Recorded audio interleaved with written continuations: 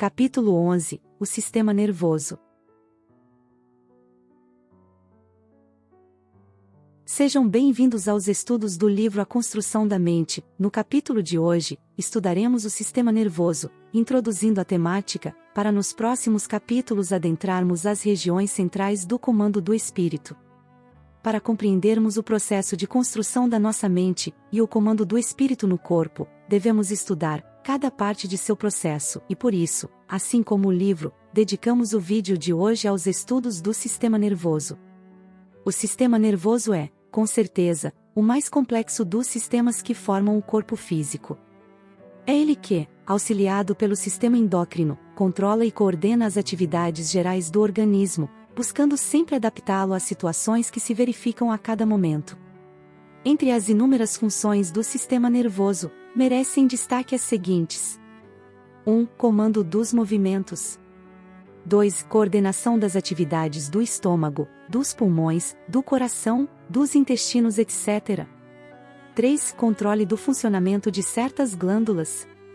4. Percepção de visão, audição, olfato, paladar, tato, dor e temperatura. É curioso constatar que, embora desempenhando funções tão complexas e variadas, o sistema nervoso seja, todo ele, formado de um mesmo tipo de célula, os neurônios. Cada neurônio é, por sua vez, constituído de corpo celular, axônio e dendritos, que se interligam uns com os outros para formar as vias nervosas e os centros nervosos. Os centros nervosos interpretam informações recebidas e emitem comandos. Os comandos, tanto quanto as informações, trafegam, dentro do corpo, por meio das vias nervosas. Todos os centros nervosos do corpo estão agrupados no encéfalo e na medula espinhal. O encéfalo é um conjunto de órgãos que se localizam no interior da caixa craniana, entre os quais se destacam o cérebro e o cerebelo, enquanto a medula é um órgão alongado e fino, localizado dentro de um canal existente ao longo da coluna vertebral. As vias nervosas, ao contrário dos centros nervosos, estão distribuídas por todo o organismo e, de acordo com a função que desempenham, são classificadas de sensitivas ou motoras. As vias nervosas sensitivas são aquelas que conduzem os sinais que se organizam por todo o organismo, as informações, e que se destinam aos centros nervosos. As vias motoras, por sua vez, conduzem estímulos em sentido contrário, isto é, dos centros nervosos para o restante do organismo.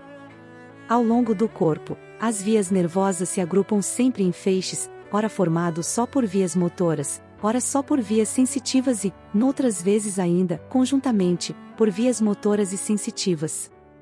Esses feixes é que constituem os nervos e os gânglios nervosos, não confundir com gânglios linfáticos. Os gânglios nervosos estão localizados ao longo dos nervos e são simplesmente pontos onde se concentram os corpos celulares dos neurônios que formam as vias nervosas. Sistema nervoso central e sistema nervoso periférico. O sistema nervoso é, rigorosamente falando, um todo único, embora, muitas vezes, seja conveniente subdividi-lo, a fim de facilitar o seu estudo. Com esse objetivo é que, levando-se em conta apenas os aspectos puramente anatômicos, ele costuma ser segmentado em duas partes: pequeno quadrado preto sistema nervoso central, e pequeno quadrado preto sistema nervoso periférico. O sistema nervoso periférico é constituído de nervos e gânglios nervosos, enquanto o sistema nervoso central é formado pelo encéfalo e pela medula espinhal. Ações do sistema nervoso. As ações do sistema nervoso podem ser divididas em três grandes categorias, a saber: 1. Ações provocadas por estímulos que chegam aos centros nervosos e que se originam em razão das condições do ambiente onde está o organismo, interação com o meio. 2. Ações provocadas por estímulos decorrentes das condições funcionais do próprio organismo, ação visceral. 3. Ações provocadas a partir da atividade intelectual, ação intelectiva. Nesse último caso, temos a mais nobre das atividades em que se envolve o sistema nervoso, embora, ao contrário do que supõe a ciência oficial, o papel do sistema nervoso seja, neste caso, apenas acessório. A parte realmente essencial do fenômeno se desenvolve ao nível do espírito. As ações viscerais do sistema nervoso são sempre muito rápidas e ocorrem sem que sejam percebidas pelo indivíduo.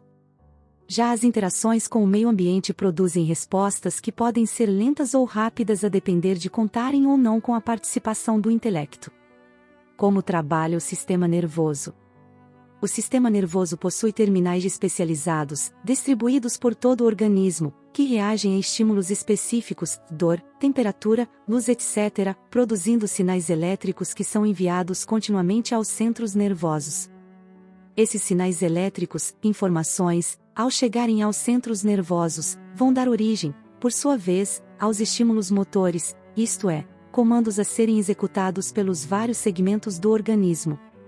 Uma exceção a esse encadeamento pode ser encontrada como decorrência da atividade intelectual do indivíduo, quando podem surgir impulsos motores sem que os correspondentes estímulos sensoriais estejam presentes. O volume de informações recebidas pelos centros nervosos é sempre muito elevado. Eles chegam a receber, em conjunto, literalmente, milhares de informações simultâneas e são capazes de interpretá-las corretamente, mantendo assim conhecimento detalhado da situação geral do corpo e do ambiente em que ele se encontra. De todos esses impulsos recebidos pelos centros nervosos, entretanto, somente pequena parcela produz uma resposta. Na verdade, 99% de todas as informações sensoriais recebidas pelos centros nervosos são classificados pouco importantes e, por isso, completamente ignorados. É o caso, por exemplo, das informações de pressão enviadas continuamente pelas unidades sensoriais das nádegas e das coxas de uma pessoa que está sentada. As informações iniciais são analisadas, é concluído que a pessoa está bem apoiada, o fato é registrado e, a partir daquele momento, os estímulos passam a ser classificados como irrelevantes, pelo menos até que suas características se modifiquem. Com relação aos centros nervosos envolvidos, as reações do sistema nervoso podem ser classificadas em reação medular, reação encefálica inferior, reação encefálica superior ou cortical. Reação medular. As reações nervosas ao nível medular, reflexos, acontecem em resposta a certos estímulos específicos, como a dor, por exemplo, e caracterizam-se por respostas muito rápidas, que produzem, entretanto, movimentos bastante simples. Mesmo ocorrendo o reflexo medular, uma parcela do estímulo recebido pela medula é enviada ao cérebro, que pode vir a comandar movimentos mais complexos. Reação encefálica inferior.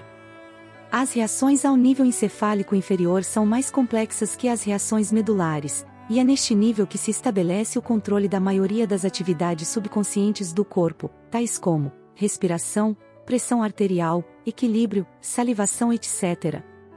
São também controladas no nível encefálico inferior algumas atividades conscientes menos elaboradas, como, por exemplo, a raiva, a excitação sexual, as reações à dor, etc. Mesmo nas ações comandadas pelo encéfalo inferior, a medula é sempre requisitada a operar de forma complementar. Reação encefálica superior. O encéfalo superior constitui a região mais externa do cérebro, o córtex cerebral, e é justamente por isso que essas reações são também chamadas de reações corticais. É no córtex cerebral que, segundo Gitton, aproximadamente 3/4 de todos os corpos celulares dos neuronídeos de todo o sistema nervoso estão localizados. Nas ações corticais o espírito desempenha um papel fundamental. Nelas, os diferentes estímulos sensoriais que atingem o córtex são transferidos ao perispírito, permitindo assim, ao espírito, ter conhecimento delas. No perispírito, as informações sofrem um complexo processo de integração, de forma que venham possibilitar um adequado delineamento da ocorrência vivenciada pelo indivíduo. Cabe ao espírito, após análise e julgamento da situação, emitir, ou não, comandos a serem viabilizados, no corpo físico, por meio de estímulos motores a serem gerados pelos centros nervosos corticais. Mesmo nas ações corticais, os centros nervosos da medula são requeridos a agir de modo auxiliar, como também certos centros do encéfalo inferior. Vejamos agora um exemplo de ação reflexa, medular, secundada por ação cortical. Uma pessoa aproxima, acidentalmente, sua mão da chama de uma vela e, em consequência, os elementos sensíveis ao calor, existentes naquela região, enviam informações sobre a elevação anormal da temperatura, o que motiva uma resposta imediata da medula, comandando a contração brusca dos músculos do braço e promovendo o afastamento da mão, ação reflexa. O córtex cerebral, que também recebe os estímulos originados nos sensores térmicos da pele da mão, transfere-os ao espírito que, por sua vez, de posse de dados provenientes de outras fontes, tais como sensação de dor e informação visual, além da informação sobre a contração muscular já comandada pela medula, e sempre com base em experiências anteriores, julga quanto à necessidade de serem adotadas medidas complementares para a efetiva proteção do organismo. Caso julgadas necessárias, essas medidas serão comandadas, ao nível do corpo físico, pelo córtex cerebral. Cerebelo. O cerebelo está situado na parte posterior da cabeça, dentro da caixa craniana, e é um órgão que trabalha sempre em conjunto com o cérebro ou a medula, agindo como servomecanismo, que vai comparando cada movimento executado com a intenção original que lhe deu origem e vai continuamente emitindo mensagens de correção dos desvios detectados. Sistema nervoso de relações e sistema nervoso visceral. Do ponto de vista puramente funcional, o sistema nervoso costuma ser dividido em sistema nervoso de relações e sistema nervoso visceral. O sistema nervoso de relações compreende os mecanismos de percepção do meio ambiente, percepções sensoriais, e os comandos das reações daí decorrentes, como o comando dos movimentos voluntários, por exemplo. O sistema visceral é também chamado de sistema nervoso autônomo ou sistema nervoso da vida vegetativa, que ele reage a estímulos originados das condições funcionais do próprio organismo. É o sistema vegetativo que controla as funções viscerais do corpo. Ele ajuda, por exemplo, a controlar a pressão arterial, a motricidade e secreções do sistema digestivo, a produção da urina, a sudorese, a temperatura, etc. Suas ações ocorrem principalmente por meio dos centros nervosos localizados na medula e no nível encefálico inferior. O simpático e o parasimpático. O sistema nervoso autônomo, por sua vez, costuma ser dividido em sistema simpático e sistema parasimpático, sendo que esses dois segmentos sempre trabalham em oposição, isto é, comandando ações contrárias sobre cada um dos órgãos em que atuam. Por exemplo, o simpático age sobre a pupila do olho provocando a sua dilatação, o parasimpático estimula sua contração. O simpático aumenta a frequência dos batimentos cardíacos, o parasimpático, sua redução. As ações do simpático ocorrem por meio de fibras nervosas que se originam na medula e formam duas cadeias ganglionares, uma em cada lado da coluna vertebral, que se estendem desde o pescoço até as nádegas. No parasimpático, as fibras nervosas deixam o sistema nervoso central por meio de vários nervos que partem do encéfalo, principalmente o vago, e, também, por meio de outros que partem da extremidade inferior da medula. Os plexos. Há, no corpo físico, regiões em que se observam formações muito peculiares do sistema nervoso periférico. Nelas, temos vários nervos que se bifurcam e, depois, as bifurcações de uns vão unir-se com as bifurcações de outros, formando um intrincado cruzamento de vias nervosas. Estes pontos são chamados de plexos nervosos e é por meio deles que as fibras nervosas podem passar de um nervo a outro. Entre os vários plexos nervosos do organismo humano, destacamos os seguintes: do plexo cervical ou laríngeo, plexo cardíaco, do plexo solar, plexo esplênico, plexo sacro. O sistema nervoso, assim como toda máquina que temos como nosso corpo, é comandada pelo espírito, e para melhor entendermos a interação espírito e sistema nervoso, o sistema nervoso apresenta-se como o mais complexo no que se refere às funções e às atividades do espírito encarnado. Coordena todas as atividades orgânicas, conduzindo sensações e ideias para o espírito e do espírito. Serve como elemento adaptador do organismo às condições do momento. É formado pelo tecido mais delicado e complexo de todos, o tecido nervoso. O corpo físico não gera o fluido vital ou a força promotora da atividade orgânica, entretanto recebe o dos centros de força do perispírito e absorve o do meio em que vive por intermédio da pele, dos alimentos e da respiração. Em todos os casos o sistema nervoso é o veículo de recebimento dessas forças e, além de armazená-las em órgãos apropriados, plexos e centros de força, finalmente as distribui oportunamente a todos os órgãos internos, segundo as necessidades momentâneas de concentração e dispersão, locais ou gerais, visando sempre a manutenção do equilíbrio orgânico, seu ritmo funcional e sua harmonia interna. O encéfalo, contido dentro da caixa craniana, pode ser dividido em medula oblonga, ponte, mesencéfalo, cerebelo, diencéfalo e telencéfalo. Os lobos frontais do cérebro contêm os núcleos da vida intelectual do espírito e o cerebelo é a sede dos centros do equilíbrio orgânico da vida anímica, do sentimento, parte esta que na humanidade atual está sendo sobrepujada pelo cérebro anterior com hipertrofia da inteligência e atrofia da vida moral. O sistema nervoso periférico, com seus nervos, conduz estímulos do meio ambiente para o espírito e vice-versa. Esses estímulos podem ser voluntários ou involuntários, conscientes ou inconscientes, motores ou sensitivos, somáticos ou viscerais. O sistema nervoso autônomo é o que mais nos interessa. É o responsável pela inervação das vísceras e que pode ser dividido, por sua vez, em sistema nervoso autônomo simpático e sistema nervoso autônomo parasimpático. O parasimpático, na sua quase totalidade, é representado pelo nervo vago, que inerva todas as vísceras até o intestino grosso na sua parte mais alta, mais ou menos. Tem uma ação moderadora. O simpático é constituído por uma cadeia de gânglios e nervos próximos à coluna vertebral, denominada tronco simpático. Sua ação é excitadora. Tomando por exemplo o sistema circulatório, se, por qualquer circunstância, predomina a ação do simpático, o coração baterá cada vez mais rápido, taquicardia, podendo caminhar para uma insuficiência de oxigenação e infarto. Se, contrariamente, avultar a ação do vago, parasimpático, ele baterá cada vez em ritmo mais lento, podendo chegar até a completa paralisação. No sono, o vago retarda para o repouso geral.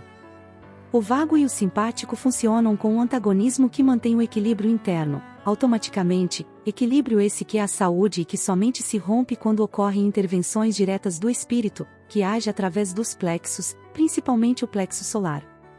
Projetando-se fluidos nessa região, obteremos, de pronto, reações mais ou menos intensas na maior parte dos órgãos internos, dependentes dessa vida vegetativa. A ação do espírito sobre o primeiro destes dois sistemas, sistema nervoso central, é toda intelectual, direta e individual, isto é, para cada caso que surja há uma solução própria, uma reação, uma resposta especial, que vem do cérebro para o ponto do organismo em que o caso ocorreu. Por exemplo, no caso de ferimento na ponta de um dedo da mão direita, a notícia vai diretamente ao cérebro e este responde também diretamente para essa região, reagindo segundo as conveniências e circunstâncias próprias do momento. Sobre o sistema vegetativo, a ação, como já dissemos, é indireta e permanente. Os órgãos funcionam automaticamente por impulsos vindos do perispírito e enquanto o espírito estiver ligado ao corpo pelo cordão umbilical fluídico que, como se sabe, somente se rompe com a morte física. Para este sistema vegetativo ocorre uma espécie de ação catalítica, a presença do espírito determina o funcionamento automático do conjunto, os centros de força remetendo os impulsos aos plexos e estes aos nervos, e assim todos os órgãos funcionam regularmente, sem consciência da mente encarnada, muito embora ambos os sistemas estejam intimamente ligados à contextura e ao funcionamento orgânico em geral. De qualquer forma, a atividade nervosa, tanto a consciente, do sistema central, como a automática, do vegetativo, tem sua origem no sistema nervoso e quando este se cansa, ocorrem descontroles e moléstias graves como, por exemplo, as hipertensões arteriais, úlceras, asma, colites, etc. Ainda dentro do sistema nervoso podemos estudar os órgãos responsáveis pela captação dos estímulos do meio ambiente, órgãos da sensibilidade especial. São eles: visão, audição, tato, gustação, olfato. Vejamo-los a seguir. Visão, compreende a cavidade orbitária, globo ocular e nervo óptico. O aparelho funciona como uma máquina fotográfica, recebendo as ondas luminosas através das células da retina e transmitindo-as ao nervo óptico, que as leva ao cérebro e este, por sua vez, transmitindo-as à mente perispiritual, onde a impressão luminosa é classificada e reconhecida. A audição recebe as ondas sonoras, estas fazem vibrar o tímpano, passam ao ouvido médio, depois ao ouvido interno e, no caracol, atingem o nervo auditivo, que leva as ondas ao cérebro e, daí, à mente, no perispírito, para a devida classificação. No ouvido interno, as terminações nervosas apanham as diferentes frequências de sons, gerando-se assim uma corrente que, no cérebro, é identificada como notas musicais. Tato, recebe e transmite as impressões recebidas pela epiderme em toda a superfície do corpo, principalmente nos dedos. Estas impressões são percebidas por terminações nervosas especializadas que as remetem ao cérebro, pelo mesmo processo já referido. Gustação compreende boca e língua, onde existem as papilas gustativas, que diferenciam os mais variados sabores em regiões específicas. A língua possui milhares de corpúsculos gustativos, cada qual com sua ligação nervosa direta com o cérebro. Olfato, destinado à diferenciação dos odores e formado por células apropriadas existentes na mucosa nasal. Este sentido é grandemente desenvolvido nos animais e lhe serve não só para a defesa como para a busca de alimentos.